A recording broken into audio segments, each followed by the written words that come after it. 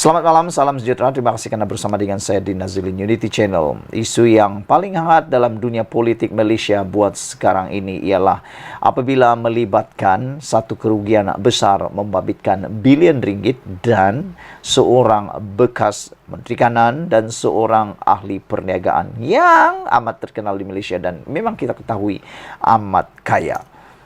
Hari ini satu berita keluar lagi. Daim Zainuddin dan Halim Saad membungkam tentang siasatan SPRM. Apa maksud membungkam? Berdiam diri, tak memberikan apa-apa komen. Adakah ini adalah petanda isyarat bahawa mereka memang betul-betul terlibat dan telah disiasat oleh SPRM?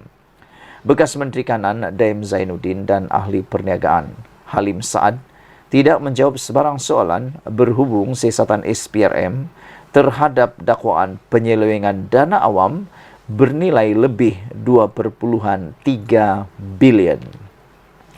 Malaysia kini menghubungi kedua-dua mereka selepas sumber peringkat tinggi dalam Suruhanjaya itu mengesahkan bahawa Daim dan Halim telah dipanggil untuk membantu siasatan pada minggu yang lalu.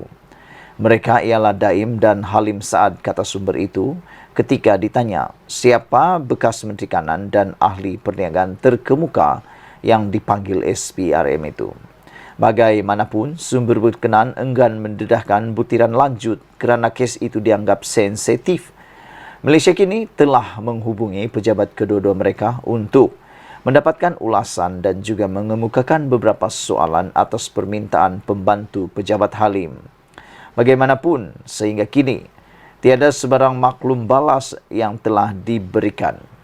Jumaat lalu bernama melaporkan, SPRM sedang menyiasat seorang bekas Menteri Kanan dan ahli perniagaan terkemuka bergelar Tan Sri atas dakwaan penyelewengan yang berlaku pada 1990-an. Semalam juga FMT tanpa menyebut nama melaporkan dua orang telah dipanggil sekali lagi untuk disoal siasat oleh SPRM. Siasatan tertumpu kepada pengambil alihan saham yang melibatkan syarikat tersenarai awam yang didakwa menyebabkan kegawatan ekonomi Malaysia pada tahun 1990-an. SPRM dilaporkan turut meneliti pemilikan aset berharga oleh ahli perniagaan, bekas Menteri Kanan dan keluarga masing-masing di Malaysia dan luar negara. Walau bagaimanapun, Malaysia kini tidak dapat mengesahkan dengan SPRM mengenai butiran berkaitan syarikat itu. Kemungkinan siasatan adalah mengenai pengambil alihan saham Renong Berhad oleh UEM pada November 1997. Pengambil alihan 723 juta saham bernilai RM2.3 bilion dilaporkan telah menyebabkan indeks komposit Kuala Lumpur menjunam sebanyak 20%. Halim adalah pemegang saham yang mengawal Renong pada masa itu. Dia juga adalah pengerusi eksekutif syarikat ketika itu.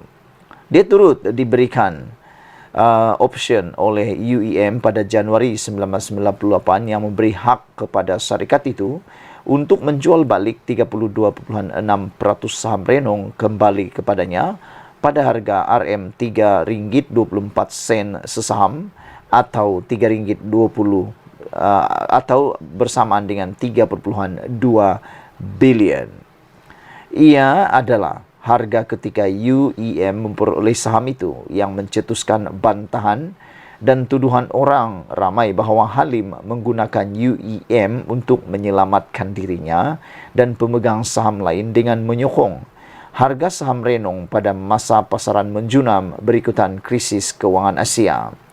Menurut laporan berita, SPRM sedang menyiasat seorang bekas Menteri Kanan itu kerana didakwa kononnya mendalangi pengambil alihan saham. Daim, 85 tahun, pernah berkhidmat sebagai Menteri Kewangan sebanyak 2 kali dalam tempoh pertama Dr. Mahathir Mohamad sebagai Perdana Menteri dari tahun 1981 hingga 2003. Dia juga dilantik sebagai pengerusi jawatan kuasa penasihat khas ECEP ketika Mahathir sekali lagi menjadi Perdana Menteri pada 2018. minggu lalu bernama melaporkan bahawa siasatan SPRM adalah kesinambungan dan lanjutan daripada pendedahan dokumen-dokumen sulit oleh International Consortium of Investigation Journalists ICIJ berhubung transaksi-transaksi yang disyaki berlaku di beberapa pusat keuangan luar pesisir. SPRM telah merakamkan kenyataan kira-kira 14 saksi dalam beberapa minggu lalu. Berhubung siasatan ini termasuk daripada ahli perniagaan termuka-muka dan seorang bekas menteri Kanan mengenai dokumen sulit yang didedahkan oleh kertas Pandora, kata sumber itu. Kebocoran kertas Pandora berlaku pada tahun 2021 apabila sumber tanpa nama berkongsi dengan ICIJ 2.94 terabyte fail keuangan sulit berjumlah lebih daripada 11.9 juta dokumen dan rekod lain daripada 14 penyedia perkhidmatan luar pesisir yang menubuhkan dan mengurus syarikat cengkerang sel dan amanah di kawasan perlindungan cukai sekitar dunia. Berikutan kebocoran itu, bekas Menteri Kewangan Daim Zainuddin membidas Malaysia kini atas apa yang didakwanya sebagai obsesi yang tidak berkesudahan portal berita itu terhadapnya. Ini selepas Malaysia kini melaporkan menyiarkan laporan mengenai pegangannya di luar pesisir. Sekian dulu untuk kali ini. Jangan lupa tinggalkan komen Anda. Kita jumpa lagi. Bye-bye. Selamat malam, salam sejahtera. Terima kasih kerana bersama dengan saya di Nazilin Unity Channel. Isu yang paling hangat pada malam ini melibatkan projek Jana Wibawa yang hari ini disahkan bahawa pegawai SPRM dan Datuk Roy diheret ke mahkamah esok. Wow. Kalau anda masih ingat, ini adalah projek yang dilaksanakan semasa pentadbiran Muhyiddin Yassin. Ada banyak sekali projek-projek dalam pentadbiran Muhyiddin Yassin yang menjadi amat kontroversi buat masa ini. Seorang individu yang dikenali sebagai Datuk Roy dan seorang pegawai Suruhanjaya Pencegahan Rasuah Malaysia SPRM akan didakwa di Mahkamah Session Kuala Lumpur esok. Yang saya suka untuk ulasan kali ini ialah kita amat yakini SPRM sekarang. Bagaimana saya boleh katakan seperti itu? Kenapa saya yakin SPRM boleh dipercayai? Kerana bayangkan SPRM sendiri membawa SPRM ataupun SPRM sendiri mendakwa pegawai SPRM yang turut terlibat dalam rasuah. Ini bermaksud bahawa SPRM tak memilih buluh pada masa ini. Mereka tetap menjalankan tugas tanpa pilih kasih. Ini adalah sesuatu yang sangat luar biasa dan amat kita kehendaki. Bagaimana dengan anda? Apa pendapat anda tentang tangkapan oleh SPRM terhadap SPRM? Adakah ini juga menunjukkan bahawa SPRM amat telus dalam melaksanakan tugasan mereka pada masa kini? Saudara-saudara, peguam lelaki itu iaitu Fahmi Abdul Moin ketika dihubungi mengesahkan perkara itu, dia juga memberitahu pertuduhan akan dibuat di bawah Seksyen 16 dalam kurungan E Akta SPRM 2009. Ia membabitkan kesalahan meminta, menerima atau bersetuju untuk menerima suapan untuk diri sendiri atau orang lain sebagai dorongan atau ganjaran atas sesuatu transaksi yang akan berlaku. Kata Fahmi, menambah lagi, Datuk Roy dan pegawai SPRM terbabit akan menghadapi dua pertuduhan di hadapan Hakim Azura Alwi. Datuk Roy itu juga akan menghadapi satu lagi pertuduhan di hadapan seorang lagi Hakim, Suzana Hussein.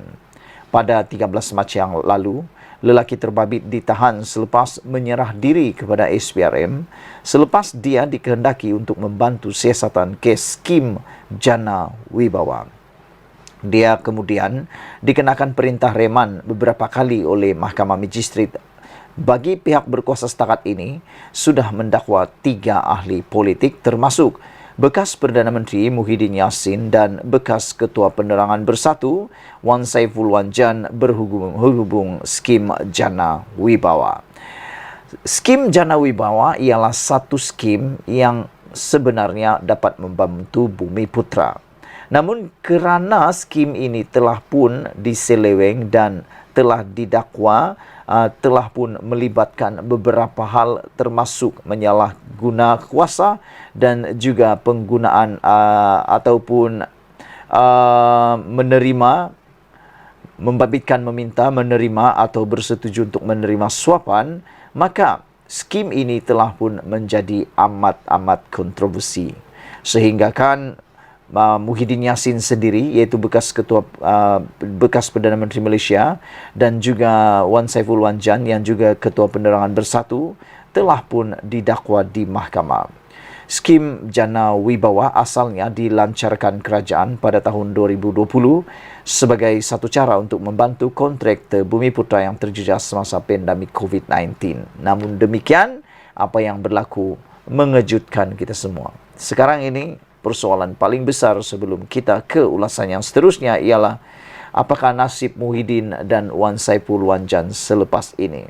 Yang lebih menarik lagi ialah ramai netizen yang bertanya, kenapa Muhyiddin tak letak jawatan lagi, sedangkan beliau pernah berkata bahawa akan ada satu standard di dalam Parti Bersatu. Apabila seseorang itu didakwa di mahkamah, maka beliau perlu sama ada secara sukarela meletakkan jawatan ataupun berehat daripada memegang sebarang jawatan. Tapi sehingga kini, kata netizen, mengapa Muhyiddin masih lagi memegang jawatan Presiden Parti Bersatu dan juga sebagai penasihat Parti Perikatan Nasional. Dulu kata Zahid Hamidi perlu letak jawatan sebab ada kes mahkamah. Selalu mempersenda Zahid Hamidi supaya letak jawatan. Tapi sekarang, apa yang dia kata kini kena pada batang hidung sendiri. Ikuti terus ulasan selepas ini.